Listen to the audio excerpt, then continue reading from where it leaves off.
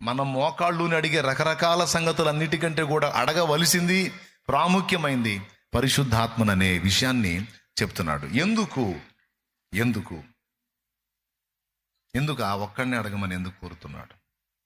పరిశుద్ధాత్మను అడగండి, పరిశుద్ధాత్మను అడగండి. మీరందరూ కలిసి ఒకసారి చెప్పండి ఇదే మాట. చెప్పాలి, నేను ఊరుకోను. నోట్లో కొనుక్కుంటేట మీకేం నోర్లు లేవైంది. అడగండి, ఏం అడగండి, అడగండి, ఏం అడగండి. అది బాగా మీ మనసుకు ఎక్కాలి, అందుకని చెప్తున్నాను నేను.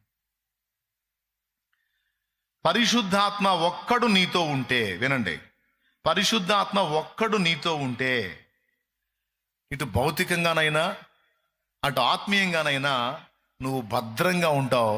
నీ ద్వారా దేవుడు అనుకున్న కార్యాలన్నీ జరుగుతాయి.